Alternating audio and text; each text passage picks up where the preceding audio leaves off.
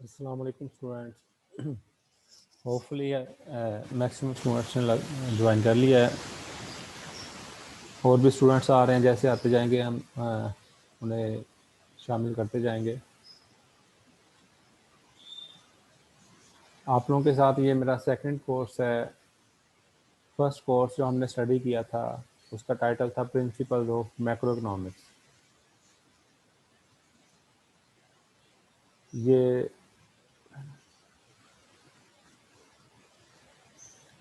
Second course है जो मैं आप लोगों को टीच कर रहा हूँ, वो है इंटरमीडिएट मैक्रो इकोनॉमिक्स। और एक्सपीरियंस कुछ ऐसा ही है कि प्रीवियस कोर्स भी हमने ऑनलाइन ही स्टडी किया था और इस दफ़ा भी अनफॉर्चुनेटली हम ऑनलाइन ही हमारा इंटरेक्शन हो रहा है। तो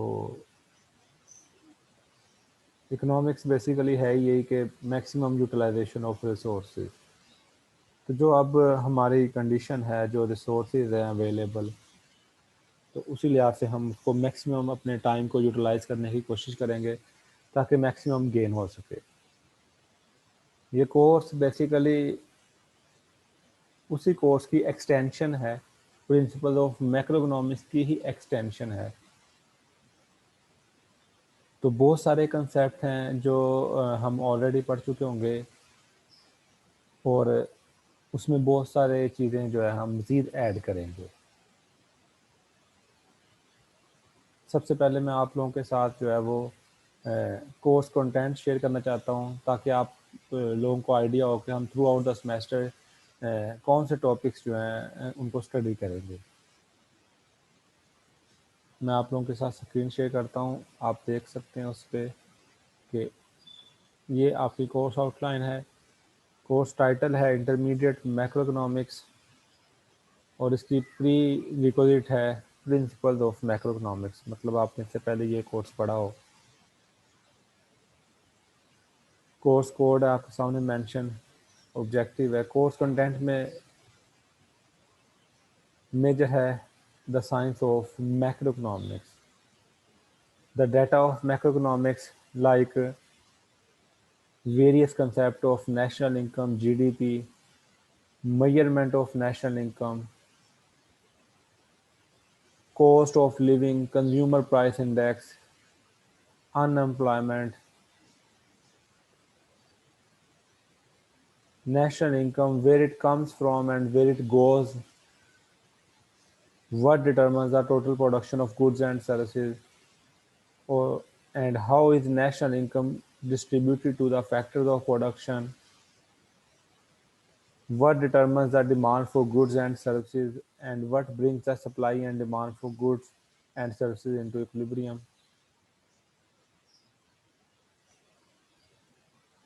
मॉनेटरी सिस्टम पढ़ेंगे हम, how it is and how it works.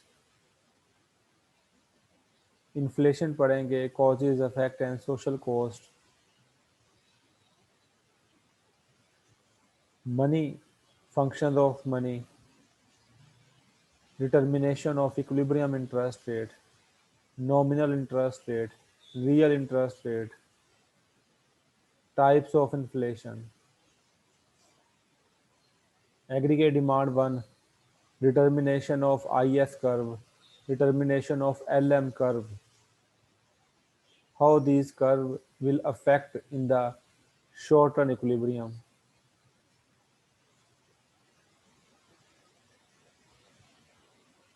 Application of ISLM model, how fiscal policy and monetary policy can affect the ISLM framework equilibrium. Then we will study the relationship between inflation and unemployment, famously known as the Phillips curve. Theories of consumption,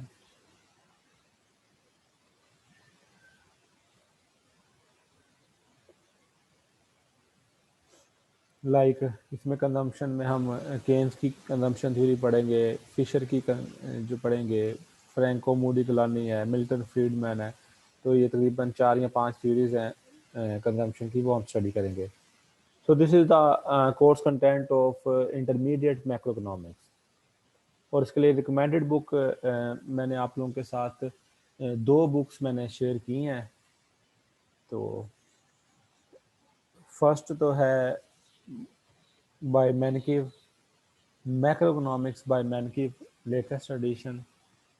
और second book जो मैंने share किया है वो है able and बर्नान के। तो ये दो बुक्स मैंने आप लोगों के साथ सॉफ्ट फॉर्म में गूगल क्लासरूम पे शेयर कर दी हैं। आप वहाँ से जो है वो उसको डाउनलोड करके स्टडी कर सकते हैं। जो कोई हार्ड फॉर्म में इसे परचेज करना चाहता है वो भी मार्केट में इजीली अवेलेबल है। सॉफ्ट फॉर्म में पड़ेगा वो आप, ये आपके मतलब है जैसे आप चाहते हैं। इसके अलावा अगर बेसिक बुक पढ़ना चाहते हैं तो वो मैकॉनर, ब्रू एंड फ्लाइन की है। तो लेकिन यहाँ पे अब बेसिक का कंसेप्ट नहीं है, अब थोड़ा सा हम एडवांस जाएंगे, क्योंकि बेसिक कंसेप्ट आप सारे प्रिंसिपल ऑफ मैक्रो इकोनॉमिक्स में ऑलरेडी स्टडी कर चुके हैं।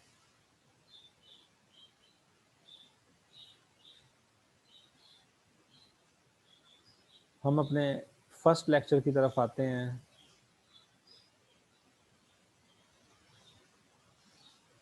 जितने पॉइंट्स मैंने कोर्स कंटेंट में बताए हैं ये सारे ही हम थ्रू आउट द सेमेस्टर जो है वो स्टडी करेंगे। हाँ, इनके सीक्वेंस में थोड़ी बहुत चेंज हो सकती है कि कोई टॉपिक पहले पढ़ लिया या बाद में, बाकी हम ओवरऑल कंटेंट्स को कवर करेंगे। और ये हम स्टार्ट करते हैं बेसिक से, नेशनल इनकम से। और ये हमने ऑलरेडी पढ़ा भी हुआ है तो थोड़ा सा स्पीडी होगा, ताकि हम जो पॉइंट्स नहीं पढ़े फिर उनको भी उनके लिए उनको भी टाइम दिया जा सके। सबसे पहले मैं माइक्रो इकोनॉमिक्स और मैक्रो इकोनॉमिक्स में डिफरेंस को हाईलाइट करना चाहूँगा। Microeconomics basically deals with the small और individual units of the economy. हम माइक्रो इकोनॉमिक्स में इंडिविजुअल यूनिट्स को और इकोनॉमी के स्मॉल यूनिट्स को जो है वो डिस्कस करते हैं। For example consumer behaviour theory, law of demand, law of supply, market structure, firm behavior. On the other hand, macroeconomics deals with the large units of the economy or economy as a whole. For example, national income accounts, economic growth, unemployment, inflation, ये सारा macro economics में study होगा।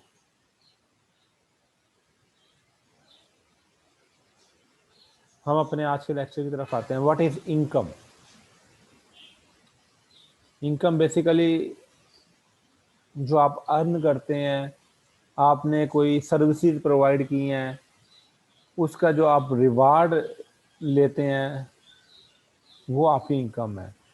आपने कोई commodity cell की है और उससे जो आप इनकम अर्न कर रहे हैं उसको सेल करके, वो इनकम कहलाती है। A worker can earn income in the form of monthly payment.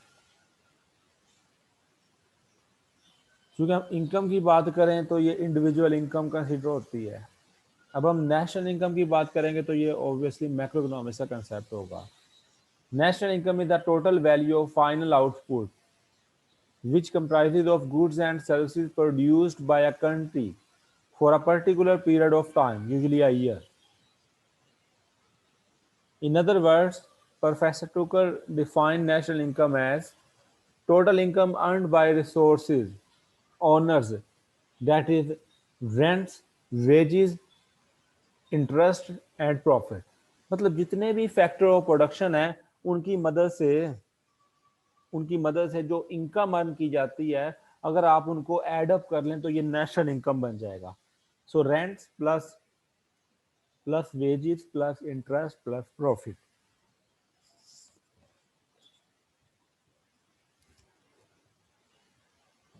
Various concept of national income. हम various concept of national income को डिस्कस करते हैं। First one is gross domestic product. ये सारा आप लोग पढ़ चुके हैं, तो इसलिए मैं जो है ना, मैं कोशिश करूँगा कि मैं ज़्यादा डेप्थ में ना जाऊँ, क्योंकि ये आपकी प्री रिक्विजिट है, आपने प्रिंसिपल ऑफ मैक्रो इकोनॉमिक्स में ये पढ़ा हुआ है। लेकिन ऑब्वियसली क्योंकि हमने इसी की एक्सटेंशन पढ़ रहे हैं, तो इसको थोड़ा सा रिवीजन के तौर पर पढ़ना ज़रूरी है। Gross domestic product. GDP is the final value of all goods and services produced within the boundaries of a country in a given year. Basically ये कंट्री की इनकम है। अब कंट्री में जो कुछ इकोनॉमी में प्रोड्यूस हो रहा है, उनकी फाइनल वैल्यू से मुराद है उनकी रिटेल प्राइस। रिटेल प्राइस से मुराद है जिस पे कंज्यूमर कोई कमोडिटीज अवेल करता है, कोई गुड्स एंड सर्विसेज जिस पे कंज्यूमर अवेल करता है, उस प्राइसेस को, उन प्राइसेस को ऐड कर रहे हैं। तो एक साल में जितनी गुड्स एंड सर्विसेज प्रोड्यूस हुई हैं, अगर हम उनकी फाइनल वैल्यूज को कैलकुलेट कर लें, उनको एड अप कर लें, तो वो जीडीपी कहलाएगी within the boundaries of a country के अंदर। So you can say that GDP is the total market value of all final goods and services produced within the boundaries of a country in a given year. तो एक साल में country की boundary के अंदर अंदर जो कुछ गुड्स एंड सर्विसेज प्रोड्यूस होती हैं, उनको हम जीडीपी बोलते हैं। यहाँ पे कुछ पॉइंट्स की क्लैरिटी होना जरूरी है। लाइक फाइनल गुड्स की बात की है, फाइनल गुड्स। अब कुछ कमोडिटीज जो हैं वो इंटरमीडिएट कमोडिटीज होती हैं, कुछ फाइनल कमोडिटीज होती हैं। इंटरमीडिएट कमोडिटीज वो कमोडिटीज होती हैं जिन्हें मजीद मैन्युफैक्चरिंग प्रोसेस में इस्तेमाल किया जा सके, या आप ये कह लें कि इंटरमीडिएट कमोडिटीज वो कमोडिटीज होती हैं जिन्हें डायरेक्टली कंज्यूमर परचेज नहीं करता, जिन्हें प्रोड्यूसर परचेज करते हैं, वो इंटरमीडिएट कमोडिटीज कहलाती हैं। तो फाइनल कमोडिटीज वो कमोडिटीज हैं जिन्हें डायरेक्टली कंज्यूमर परचेज करता है। तो यहाँ पे कंज्यूमर कमोडिटीज जो मतलब फाइनल कमोडिटीज की प्राइसेस को शामिल किया जाता है, और ऑब्वियसली इसमें गुड्स एंड सर्विसेज दोनों शामिल होंगी। गुड्स एंड सर्विसेज, गुड्स जो है वो टेंजिबल होती हैं और सर्विसेज जो है वो ऑब्वियसली इनटेंजिबल होती हैं।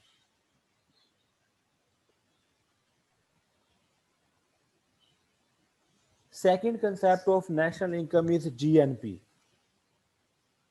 gross national product. GNP is the final value of all goods and services produced by country's resources, whether these resources are worked in a country or abroad. अब देखें जीएनपी जो है वो भी कंट्री की production को ही ऐड कर रही है, पर इसमें एडिशन क्या किया जा रहा है कि आपके रिसोर्स जो कंट्री के अंदर पर अर्न कर रहे हैं या प्रोड्यूस कर रहे हैं, वो तो ऑलरेडी जीडीपी में भी कैलकुलेट हो चुका है। अब इसमें एडिशन हमने क्या किया है कि हमारे रिसोर्स, हमारे सिटीजन, हमारे नेशनल जो दूसरे कंट्रीज में काम कर रहे हैं, वहां पे जो कुछ प्रोड्यूस करके, जो कुछ अर्न करके अपने कंट्री में भेज रहे हैं, वो भी नेशनल ग्रॉस नेशनल प्रोडक्ट में शामिल होगा। देखिए कंट्री के अंदर जो कुछ प्रोड्यूस हो रहा है वो ऑलरेडी जीडीपी में कैलकुलेट हो चुका है। अब इसमें हमने एडिशन क्या किया है कि हमारे नेशनल जो बाहर दूसरे कंट्रीज में काम कर रहे हैं, वहां से कुछ अर्न करके अगर अपने, जी स्टूडेंट्स आवाज आ रही है आप लोगों को? सर अब आइए, पहले डिस्कनेक्ट हो गया था ना। चलो मैं दोबारा कंटिन्यू करता हूँ।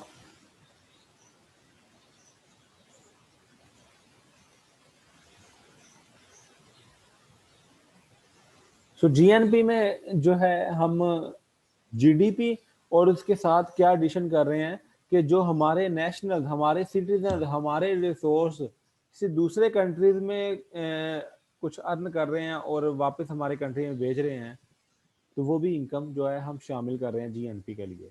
So gross national product is the value of all final goods and services produced by all citizen of a country with in a country और अब्रॉड। चाहे वो सिटीजन अपने कंट्री में काम कर रहे हैं, चाहे वो अब्रॉड काम कर रहे हैं। और जो कंट्री में काम कर रहे हैं उसी को तो हम जीडीपी कहते हैं। तो इसमें हमने ऐड क्या किया है कि जो अब्रोड से इनकम आ रही है उसको भी हम शामिल कर दें, जो हमारे नेशनल बाहर इनकम अर्न करके अपने कंट्री में वापस भेज रहे हैं उसको भी ऐड कर दें। So you can say that GNP is equal to GDP plus factor payments from abroad, जो बाहर से पेमेंट आ रही है उसको ऐड कर दिया है, minus factor payment to abroad. तो ऐसा भी हो सकता है ना कि कुछ नेशनल या किसी दूसरे कंट्री से लोग इधर आए हुए हों और वो इनकम अर्न करके लेके जा रहे हो। फॉर एग्जाम्पल जैसे सुजुकी ने, जापान की सुजुकी है, उन्होंने प्लांट लगाया हुआ कराची में। अब वो यहाँ पे गाड़ियां अगर प्रोड्यूस कर रहे हैं या असेंबल कर रहे हैं, लोगों को एम्प्लॉयमेंट अपॉर्चुनिटीज दी हुई है, ये सारा कुछ हमारी जीडीपी में शामिल है। लेकिन जो प्रॉफिट वो अर्न करके अपने कंट्री में लेके जा रहे हैं वो हमारी जीडीपी में से माइनस होगा, उनकी जीएनपी में ऐड होगा। ठीक हो गया ना। इसी तरह आप लोगों के रिलेटिव पेरेंट्स बाहर कंट्री में गए हुए हैं, वो वहां पे 5 लाख की प्रोडक्शन कर रहे हैं, 5 लाख इनकम अर्न कर रहे हैं, ठीक है। लेकिन वो 2 लाख रुपया जो है वो उनके आप कह लें रहने पे, उनके फूड पे और अदर एक्सपेंडिचर पे आ जाता है। तो वो 3 लाख जो है वो आपकी कंट्री में भेज रहे हैं, तो वो 2 लाख उनकी जीडीपी में शामिल है। ठीक है, वो जो 3 लाख हमारे कंट्री में भेज रहे हैं उनकी जीडीपी में से माइनस होगा, हमारी जीएनपी में ऐड होगा। So you can say that GNP is equal to GDP plus net foreign income। Net foreign income का मतलब है कि ये नेट वैल्यू निकल आएगी कि जो हमने पेमेंट करनी है और जो हमें आई है उन दोनों का difference. Factor payments from abroad and factor payments to abroad, इनका डिफरेंस जो है वो नेट फॉरेन इनकम कहलाएगा। तो अगर नेट फॉरेन इनकम को हम जीडीपी में शामिल कर दें तो ये जीएनपी बन जाएगा। The next concept, third concept of national income is net national product. Net national product is the total income of nation citizens minus losses of depreciation।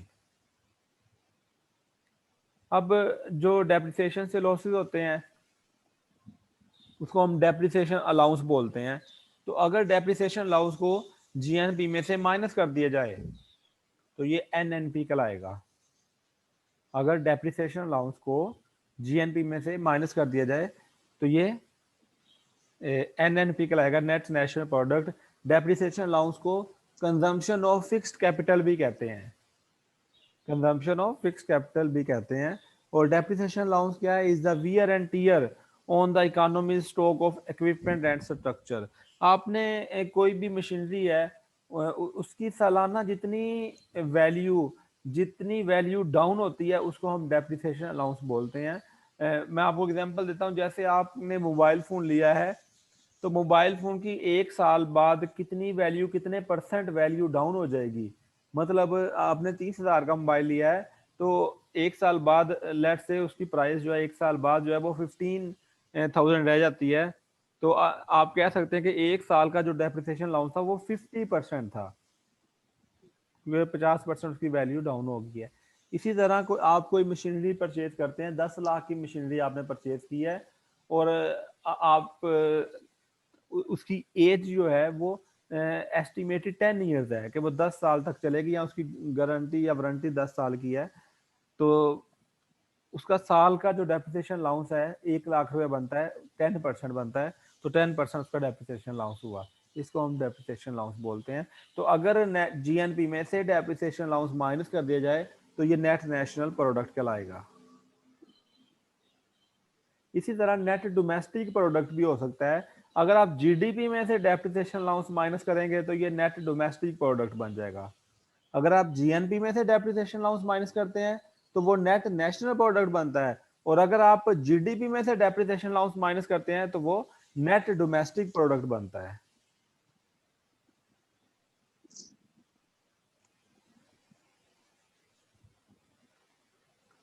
National income is the next concept is national income. National income is the total income earned by nation's residents in the production of goods and services. और अगर हमने उसी chain के जरिए इसको जो है वो फाइंड आउट करना हो तो national income is equal to NNP minus indirect taxes plus subsidies. अगर आप एनएनपी में से इनडायरेक्ट टैक्सेस को माइनस कर दें, इनडायरेक्ट टैक्सेस को माइनस कर दें और सब्सिडीज को ऐड कर दें। इनडायरेक्ट टैक्सेस क्या होते हैं? बेसिकली ये वो टैक्सेस हैं जो लगाए किसी और पर जाते हैं, पे कोई और इसे अपनी पॉकेट से करता है, या आप कह लें कि किसी और की पॉकेट से ये जो है वो पे किए जाते हैं, इनको इनडायरेक्ट टैक्सेस बोलते हैं। For example general sale tax, general sale tax GST is the example of indirect tax. मतलब वो कंपनीज पे लगाए जाते हैं और कंपनीज जो है वो उसका बर्डन कंज्यूमर पे शिफ्ट कर देती हैं और कंज्यूमर उसे पे करता है।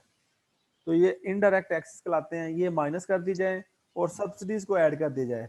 सब्सिडीज जो गवर्नमेंट जो है वो किसी पब्लिक को जो है वो किसी सूरत में जो है वो रायत देती है। फॉर एग्जांपल जैसे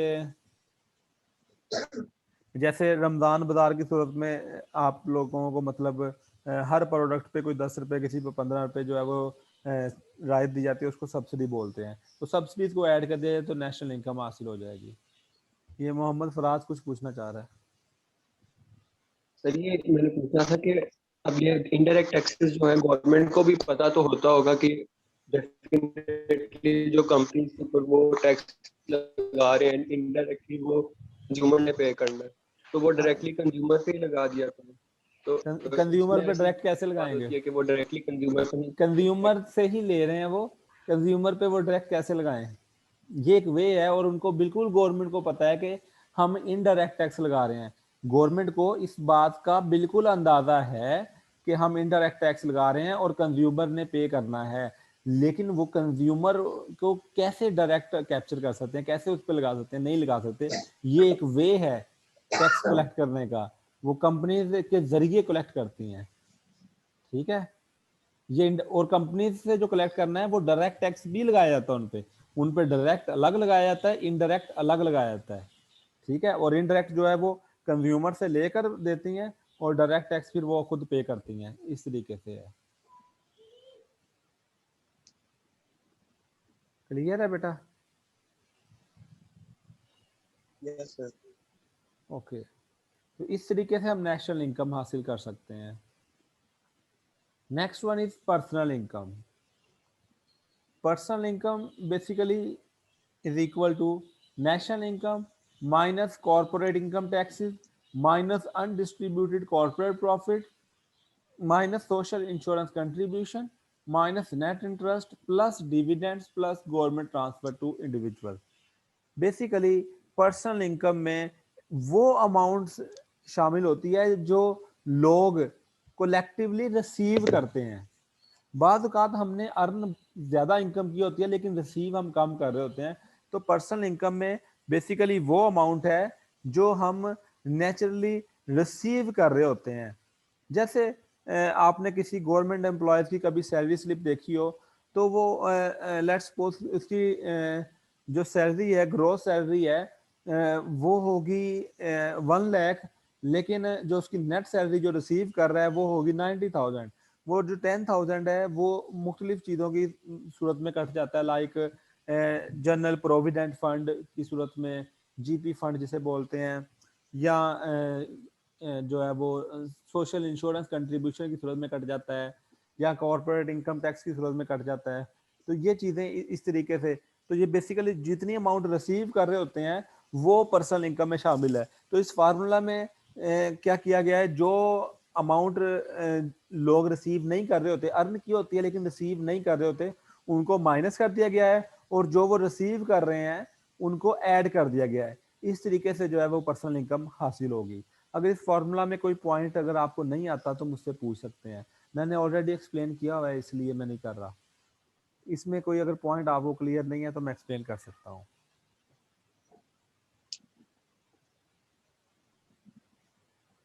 next is disposable personal income. Personal income minus personal taxes. अगर आप पर्सनल इनकम में से पर्सनल टैक्सेस को माइनस करते हैं तो ये डिस्पोजेबल पर्सनल इनकम कहलाती है। और यहाँ पे पर्सनल टैक्सेस से मुराद जो है वो डायरेक्ट टैक्सेस है। यहाँ पे पर्सनल टैक्सेस से मुराद डायरेक्ट टैक्सेस हैं, पर्सनल टैक्सेस से मुराद डायरेक्ट टैक्सेस हैं। मतलब डायरेक्ट टैक्सेस का ये मतलब है जिस पे लगाए जाएं वो ही अपनी पॉकेट से इसे पे करे। और इसकी एग्जांपल है इनकम टैक्स। आप जिसकी इनकम पे लगाया था वही इसे पे करता है। इनकम टैक्स है या गाड़ी का टोकन टैक्स है या टोल टैक्स है, आप गाड़ी जाते हैं रोड पे करते हैं, ये सारे डायरेक्ट टैक्स कहलाते हैं। अगर आप पर्सनल इनकम में से डायरेक्ट टैक्सेस माइनस कर देते हैं तो वो डिस्पोजेबल पर्सनल इनकम कहलाती है। अब ये वो इनकम बन जाएगी जो लोग खर्चते हैं। नेट टैक्सेस भी सारे निकल गए, इनडायरेक्ट टैक्स पहले निकल गया था, डायरेक्ट टैक्स यहाँ से निकल गया। सो डिस्पोजेबल पर्सनल इनकम का एक और फार्मूला है, वो है कंजम्पशन प्लस सेविंग। जो आप कंज्यूम कर रहे हैं income plus saving, C plus S, ये भी डिस्पोजेबल पर्सनल इनकम का फार्मूला है। So these are the various concept of national income.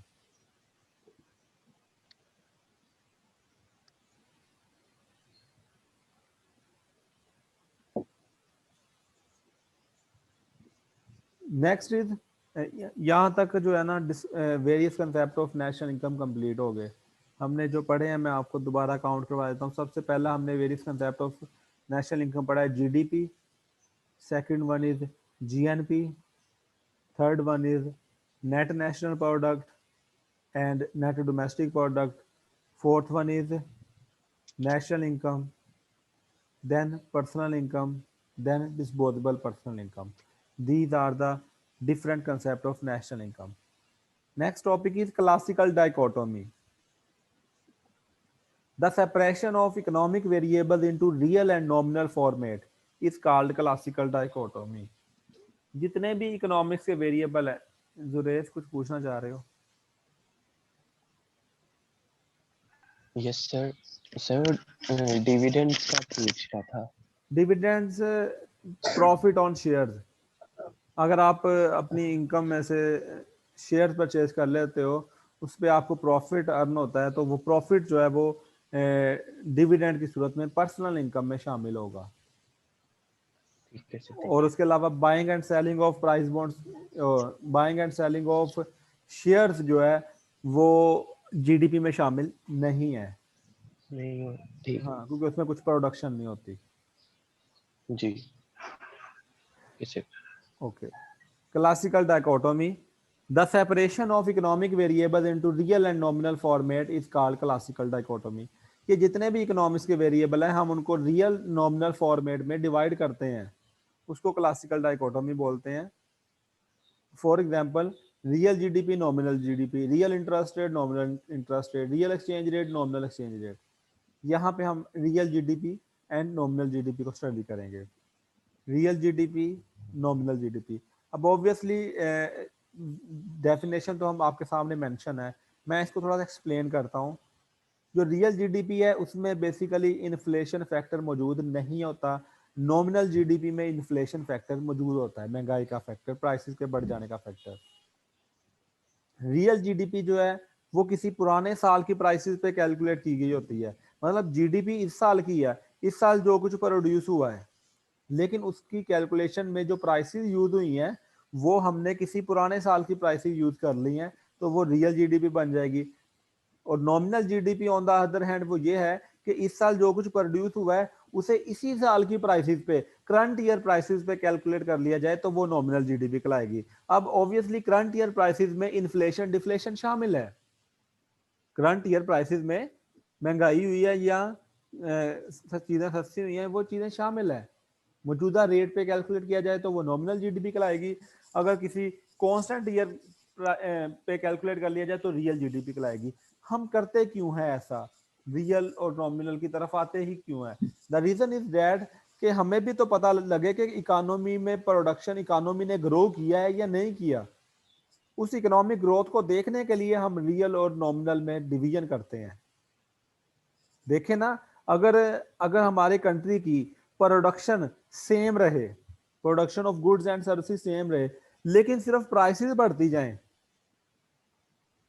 तो जीडीपी तो हमने प्राइसेस की बेस पे कैलकुलेट करनी होती है, तो जीडीपी बढ़ती जाएगी। Production of goods and services same रहे, production of goods and services same रहे, लेकिन अगर सिर्फ prices of goods and services बढ़ती जाए तो जीडीपी तो बढ़ती जाएगी। तो पता नहीं, हमें तो नहीं पता लगा कि इकोनॉमी ने ग्रो किया है कि नहीं, हम कैसे जज करेंगे? तो उसको देखने के लिए फिर हम रियल जीडीपी कैलकुलेट करते हैं। रियल जीडीपी क्या है? वो प्राइसेस को कांस्टेंट रख लेते हैं, कांस्टेंट रख के चेक की जाती है। मतलब जो प्राइसेस में इजाफा हो रहा है हम उसको नहीं कंसीडर करते। मतलब हमने जीडीपी कैलकुलेट की है 2000 की जो प्राइसेस है उसको कांस्टेंट रख लिया है। मतलब 2001 की जो जीडीपी है वो भी 2000 ईयर की प्राइसेस पे कैलकुलेट की है। 2002 की जो जीडीपी है वो भी 2000 ईयर की प्राइसेस पे कैलकुलेट की गई है। 2003 की जो जीडीपी है उसको भी जो है वो 2000 ईयर की प्राइसेस पे कैलकुलेट किया गया है। तो ये रियल जीडीपी कहलाएगी। अब अगर इसमें इजाफा हो रहा होगा तो हमें पता लग जाएगा कि ये production of goods and services में इजाफा हो रहा है। ये प्राइसेस, क्योंकि प्राइसेस को तो हमने, प्राइसेस में जो इजाफा हो रहा है उसको तो हमने कांस्टेंट अज्यूम कर लिया है।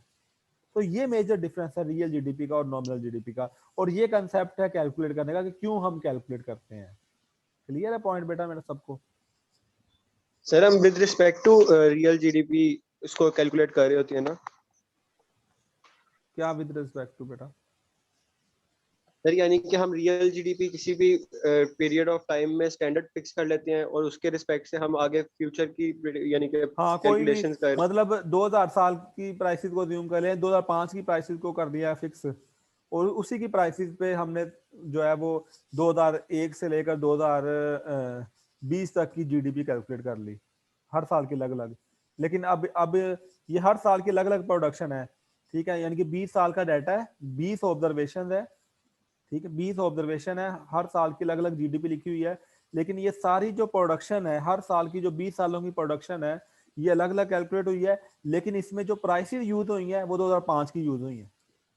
ये रियल जीडीपी कहलाएगी। जबकि जो नॉमिनल जीडीपी है वो जिस साल की जीडीपी है उसी साल की प्राइसेस पे कैलकुलेट हुई है, उसमें इन्फ्लेशन डिफ्लेशन शामिल है। Nominal GDP is the value of all goods and services measured at current prices, or you can say that the GDP measured on the prices that prevailed when the output was produced is called nominal GDP. On the other hand, real GDP is the value of all goods and services measured at current constant prices, or you can say that the GDP which is adjusted for inflation or deflation to reflect changes in the price level is called real GDP.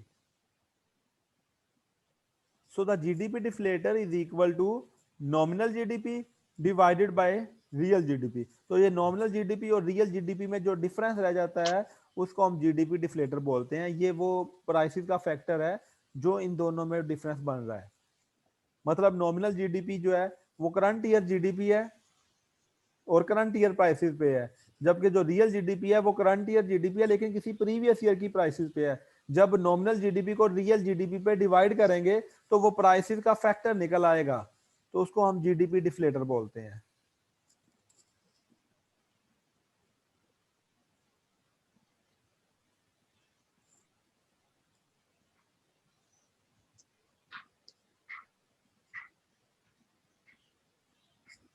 Clear point यहां तक? आगे है circular flow of national income, कि किस तरीके से national income जो है वो उसका सर्कुलर फ्लो करता है। आप देख सकते हैं कि एक हम स्केच डायग्राम के जरिए से एक्सप्लेन करते हैं। एक तरफ हमारे पास फर्म्स हैं, दूसरी तरफ हमारे पास हाउस होल्ड्स हैं। हाउस होल्ड्स अपनी services in the form of land, labour, capital, entrepreneur firms को प्रोवाइड करते हैं। हाउस होल्ड्स अपनी services in the form of land, labour, capital and entrepreneur firms को प्रोवाइड करते हैं, और फर्म्स इसका रेम्यूनरेशन पे करती हैं आपको in the form of wages, rent, interest and profit. House hold ने अपनी सर्विसेज फर्म्स को प्रोवाइड की और फर्म्स ने उसका मुआवजा हाउस होल्ड को पे किया। अब फर्म्स ने जो कुछ प्रोड्यूस किया वो मार्केट में आ गया। अब हाउस होल्ड ने वही गुड्स एंड सर्विसेज परचेज की हैं और उनकी प्राइसेस जो है वो फर्म्स को पे करती हैं। इस तरीके से इनकम जो है वो एक्सपेंडिचर में कन्वर्ट होती है और एक्सपेंडिचर अगेन किसी और की इनकम बन जाते हैं, और जिसकी इनकम बनते हैं उसके एक्सपेंडिचर फिर अगेन, ये एक सर्कल बन जाता है। इसको हम circular flow of national income बोलते हैं। क्लियर है पॉइंट? यहाँ तक ही कर लीजिएगा फिलहाल, ये आपके सामने सोर्स मेंशन किया मैंने। आहिस्ता आहिस्ता हम जो है वो इसको स्पीड पकड़ते जाएंगे, स्पीड अप करते जाएंगे। ये जैसे ही जो है वो हम इंशाल्लाह एडवांस टॉपिक्स पढ़ें